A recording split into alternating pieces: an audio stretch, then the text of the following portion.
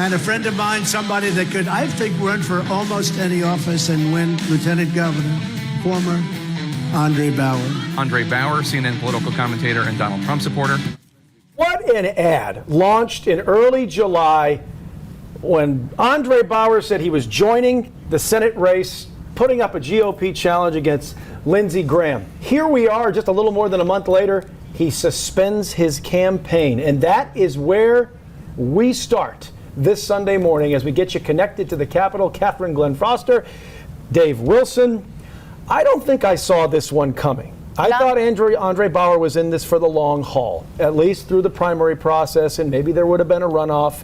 But released a pretty profound statement about why he's dropping out of this race against Lindsey Graham in the GOP, also Paul Dans, and Mark Lynch, Republican as well. It seems like he doesn't want to be dragged into mud, is what it would seem. It is. That was such a powerful statement that he released, calling out that mudslinging, the dirty politics that's become all too common in our nation. And he said that he wanted no part of that. Seemingly, one might think referencing that childless warmonger comment that we heard just a week ago. Yes. Lobbed against Lindsey Graham there. Yeah, I don't think Andre was going to go to those depths. That wasn't going to happen. There comes a point in politics that you are either going to choose to sling mud or you're not going to sling mud. And if he's looking at the situation right now and going, listen, I already see how dirty this is going to get. I'm going to step back from it. Y'all can go at it all you want. That's perfectly fine. That seems to be what he is saying. Its timing is just really off for me. Quick after the announcement. Announcement, and then you have August come up, and then all of a sudden I'm suspending the campaign. It begs the question in its silence, what is also going on here? Why did you kind of have this desire to do so? Is it fundraising? Is it pressure from Lindsey's supporters where he thought maybe he would have gotten the financial support that he needs, but Lindsey's supporters are going, listen, we're behind Lindsey, and he looks at the math and goes, okay, maybe this just doesn't add up. It's going to work for me. Right. Or even pressure from his own family, because when things get dirty, they can get dirty. And so when you have these attacks going back and forth, knowing that it's going to likely get turned on you, especially with him positioning himself as the true conservative, the person with the conservative values in the race who's going to really hold to the party line, and then knowing that you have Paul Dans out there who's going to be then slinging everything he's got. Exactly. I can imagine a young family saying, okay, this is dirty pool. This is not okay, and we're concerned about where this could go. And that's going to be Dan's strategy here, because as we said a week ago, he had us talking about him on a Sunday morning. Otherwise, if he hadn't come that strong out of the gate, we probably wouldn't have been. We would have just said, hey, he entered the race, here's who he is, and that's where it would have stayed. Right. So as it stands now, again, we've got Paul Dans, we've got the incumbent Lindsey Graham, who's been there for 20 years, and Mark Lynch. There are a lot of Democrats, though, in this race, too. Marcus, we've got all the faces there. 5 of them. 5 of them. Annie Andrews, probably the most recognizable name out of all of these. And folks also has the most money right now. Yes, has the most money for sure in this particular race. And I think when you start taking a look at what the Democrats are going to have to do, it is a challenge to go up against an incumbent. And we do not get rid of incumbents in this state very easily. No. I mean, normally I hate to say this, normally we're carrying them out in a body bag because we keep them in there until they're dead. I mean, and that's just the reality. And I think it's going to be a really tough thing for the Democrats. When you do the math on Republicans versus Democrats, it's about a 55-45 split. Yeah. And it's going to be hard for the Democrats to gain enough to be able to counter that number right there. It is. And there's 5 of them. They're going to beat each other up through that primary process, and the money's going to dry up. And if Jamie Harrison spent $115 to $150 million and didn't get anywhere, It's going to be really challenging. It absolutely is. That's true, but then we also have to look at the long game here. And so it isn't just about this race, just about that Democratic primary. It's also about the next generation of Democratic leadership here in South Carolina. And so a lot of that may get sussed out through this process. It will. We'll see who the last person standing is, or the last woman is standing in this process. Move it on now. Speaking of women, move it on to the governor's race now. Nancy Mace officially, and we have that soundbite from her. I'm running for governor because South Carolina doesn't need another empty suit. It needs a governor who will fight for you and your values.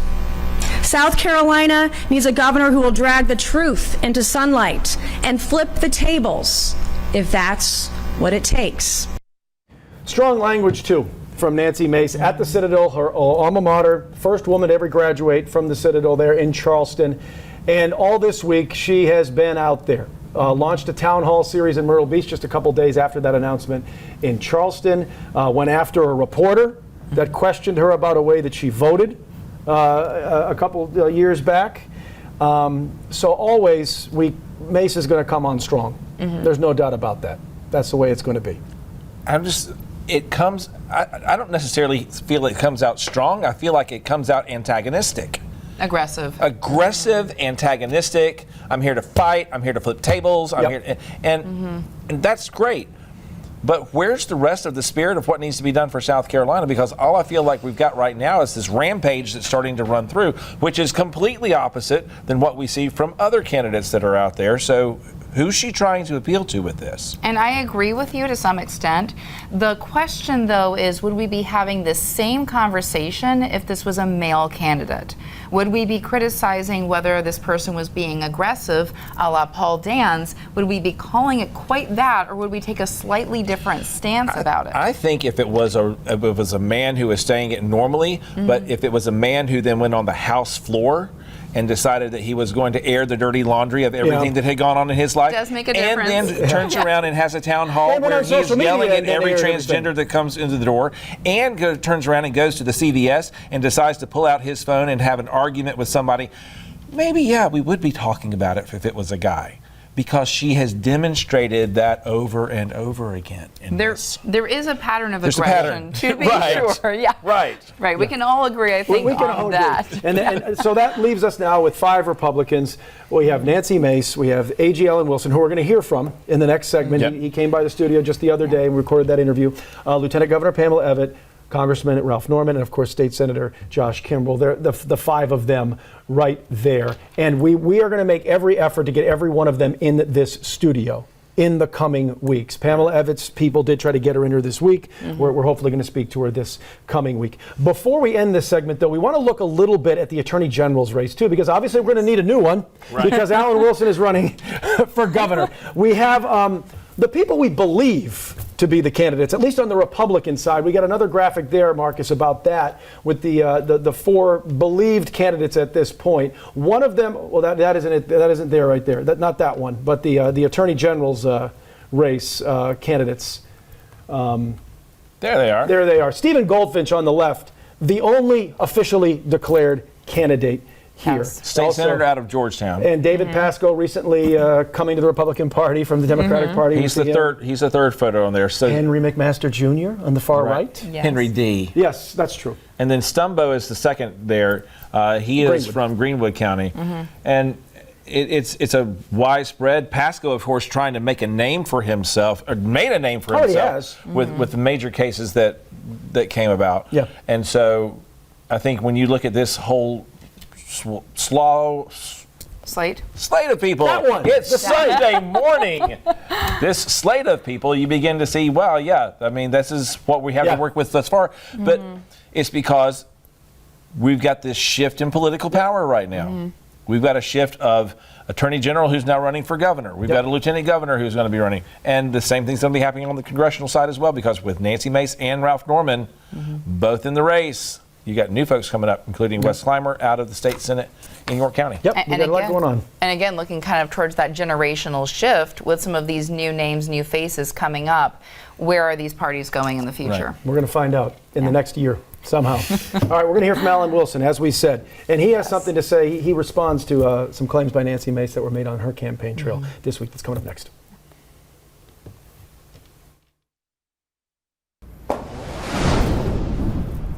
All right, welcome back to Connect to the Capitol. We are talking about the importance of knowing what your child is doing online. There are predators out there. It is no secret.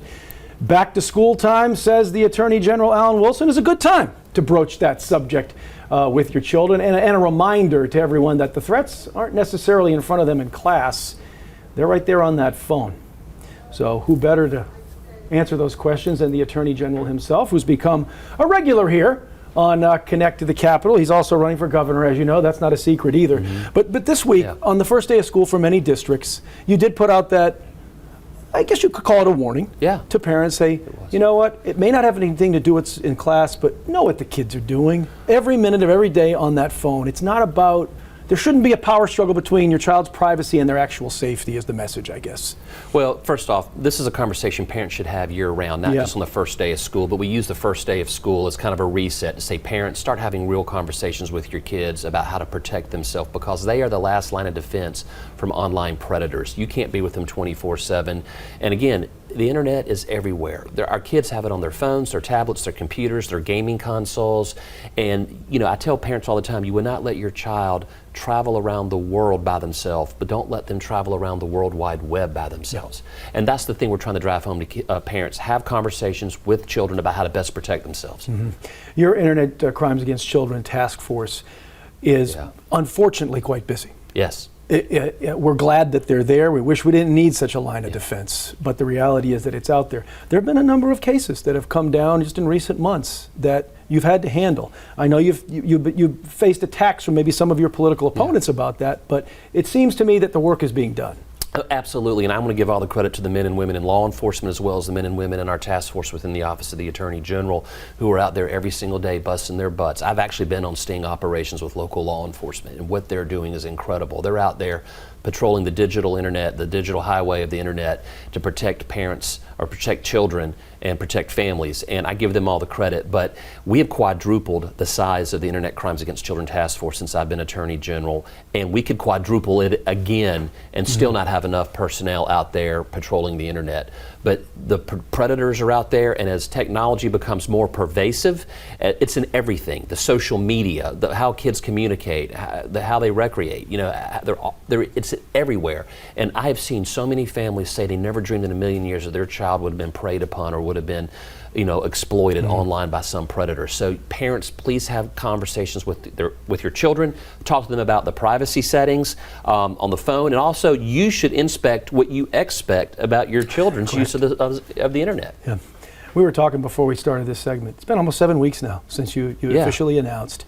And you said one of the reasons you wanted to take this next step is you said there was only so much you think you can do in the Attorney General's office. Is there more you can do if elected governor when it comes to protecting children or anyone from some type of predator or trafficking or things of that nature? You think there's a bigger pedestal there for you? Yes. Well, I think the governor has a bully pulpit, and the governor can drive conversations about where the state needs to go when it comes to legislation, when it comes to policies, when it comes to elevating our technology within the state government. And the Attorney General has a bully pulpit, but the governor's is bigger and it's a little bit louder, as it should be. I'm kind of a scalpel. You know, as the chief prosecutor of the state, the governor's more of a broadsword, and I think that the two working together, as I've worked very well with our current governor, Henry McMaster, but I think as governor, I could raise these issues even higher, and I could even drive technology conversations deeper into schools. Yeah. One other thing that came out just in the last few days is the importance of fighting back against fentanyl as well. Yeah. We're going to be, the state was going to be receiving millions in that opioid settlement too, of course, loosely based on hundreds of millions. Hundreds of millions. That'll go directly towards prevention, awareness, education efforts. Treatment, all of those things. It's still a problem. We see law enforcement come in contact with it, and fortunately they have Narcan on hand, and they can save these people when they come in contact with suspects who maybe have just a small amount on them. But there's a real problem still, fentanyl.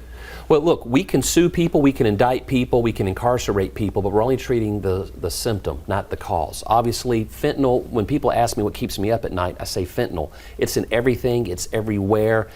it's hard to find a community where people aren't aware of some family who lost someone, lost a child or an aunt or uncle, someone who took a pill.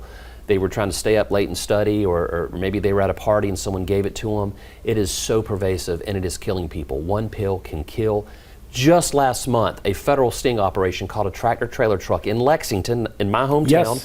It was, I believe it was 156 pounds of fentanyl, which is enough to kill 36 million Americans in Lexington. And that's just one tractor trailer. We found one case in my office that was 500,000 people we could have killed with fentanyl. So having conversations with your kids about when they go to parties, or don't accept pills unless it's from a prescription filled out by a real doctor and issued by a real pharmacist, and you know where it came from. Don't assume that when someone in high school or someone in college or on the street gives you a pill that it's going to help you study or focus or party better, because it could actually kill you. When you take a pill and you don't know its origin, you are playing Russian roulette with your life. And that truck too, if I recall, you traced its origins back to south of the border. It was all coming from Mexico, cartel related, and this is something that we're constantly dealing with law enforcement. It goes back to our immigration enforcement policies.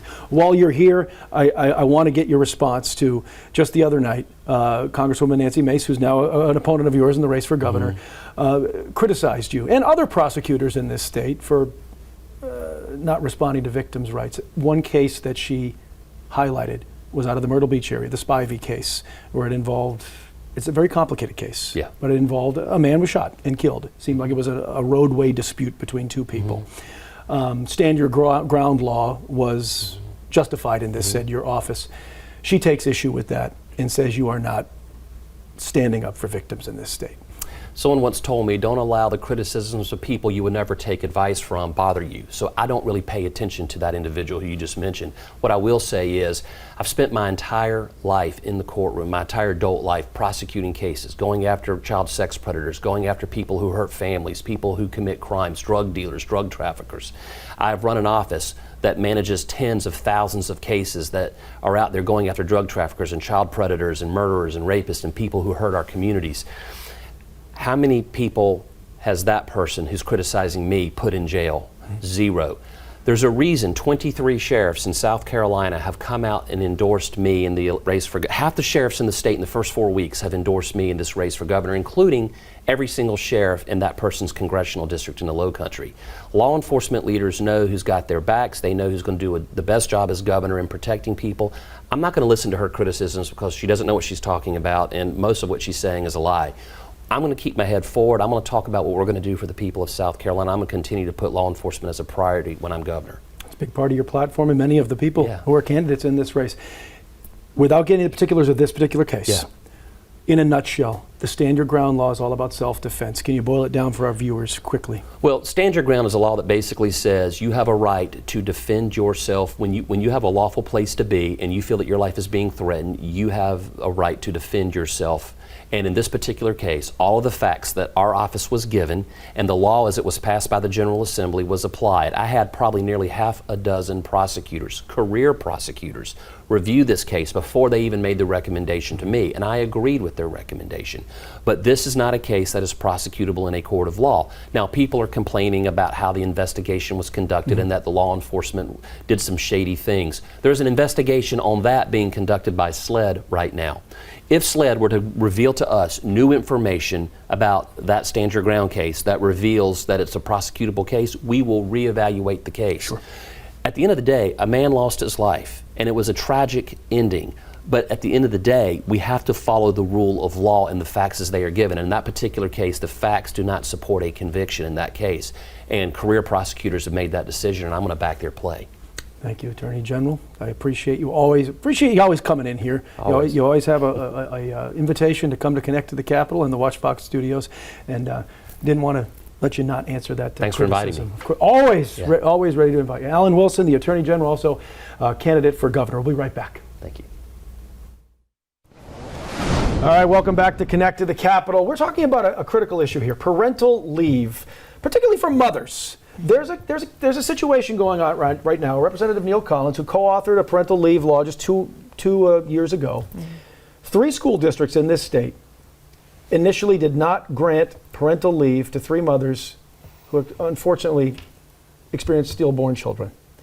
Eventually, 2 of the districts relented and gave them full parental leave. 1 did not. Collins did not identify the districts or the people involved either. But he wants the AG's office to clarify, does the law we have on the books allow for parental leave in a situation like this? Common sense, all 3 of us say it better. Yeah, definitely. Absolutely. It better. Yeah, it's really straightforward. Unless the law specifically says live birth, and we do not. We can't find that. We certainly cannot. And unless it says that, then a birth is a birth. Yes. And so, honestly, it takes so much more time as a mother or a father to grieve The trauma. after the loss. Either way, you have to go through that process. And so we need, if anything, more time. Absolutely. Right. Not 0. Yeah. So that was where I was actually just, as you were describing, pulling up the law actually itself, and the paid parental leave of the birth of a child or placement of a foster child, and it goes into that. So whether that child is born alive or in a stillbirth, it's still a birth, Absolutely. and that's the point that. Or if the child passes an hour afterwards. birth. Right. So, and this is the place where it seems like common sense, but you have some people who go, wait, it does not specifically state that Live you can do birth. this for a miscarriage or a stillbirth. It has to be a live, and it doesn't say that. Legalism. Right. And that's the place where I think Collins is making the point. Go to the Attorney General, would you just clarify this so interpret the this for common us. sense application of this can be done for all 70-something school districts that we have across the state, instead of having one where you've got a situation where you've got a mother who is grieving the loss of a child and can't get paid leave. Right. Right. Which is just inhumane. And then just to compound it, a mother who's working in a school district, a mother who's surrounded by other children. I mean, what a tragedy just on its face. But then to say, no, you don't get parental leave for your stillbirth, it's inhumane. And good for him for bringing this to the attention of all of us and the Attorney General's office. Hopefully this doesn't end up in the state Supreme Court. Hopefully we can bypass that and get some resolution from the AG's office. Absolutely. At some point in the very near future. All right, we're going to wrap up this segment now. When we come back, redistricting, the way you vote, could it change? Well, probably not, but somebody wants to change it, and they might be running for governor. That's coming up. Welcome back to Connect to the Capitol. How you vote, could it change? Could your district change? We talk about redistricting a lot. It's done when new census numbers come out, but right now Ralph Norman, the congressman running for governor, wants all 7 of South Carolina's congressional districts to be redrawn again. We just did it. Right. We just did it. And he got some pushback from longtime Congressman Jim Clyburn that says, no, we don't need to do this. Right. And we probably don't, because we just did it. Right. There's no constitutional mandate that says, there's a constitutional mandate that says we're going to have a census, and based upon that, we will then redraw district lines. Yep. The responsibility of that goes to the states. The state house. And the states get to choose however they want to do that. If they want to gerrymander and basically, draw squiggle lines if they wanted to, a kindergartner drawing if you want. Yes. As we're seeing in Texas. Right. Texas is leading the charge on this. Texas is leading. They're trying to do this. As a matter of fact, in doing so, the Democrats have just basically fled the state. Democratic lawmakers have gotten up and they have left the state, and the Texas Marshals are now going after them. If they walk back into the state, they're going to be picked up and they're going to be taken back to the State House and locked in the State House chambers. It's led to this showdown when, again, not constitutionally mandated that we redo this at this point. Right. That just has to be redone. But it also doesn't specifically say how many times it can be done. Right. And that's where the challenge, because think about it in Washington, you got almost an equal number of Republicans and Democrats in the House right now. And so the push has been from the Trump administration and some on the Republican side, let's redraw the line so we have more Republicans. He wants to redraw. We could, all 7 districts would be largely Republican. Right. Norman's plan. Right. And They're looking for this red wave. It'd be all red. Exactly. Right. And there's a place in the threat to democracy concept here. That would be a problem. Yeah. That would be a problem. This one probably will go away quickly. I don't think we see this one come up on the campaign trail. I think the senior I will disagree. Nationally, in South Carolina, yes. But not here. But not here in South Carolina. Not here. Not here at all. We packed a lot. Yes, we did. We did. Good Sunday morning to you, too. So we hope you're all awake after that fast break that we just ran you through. We thank the Attorney General, Alan Wilson, for coming in. And, of course, we want to get the other candidates in here as well. Dave, Yes. Catherine, thank you to you as always. We hope everyone has a good week. We'll see you next Sunday. Happy Sunday. Have a great one.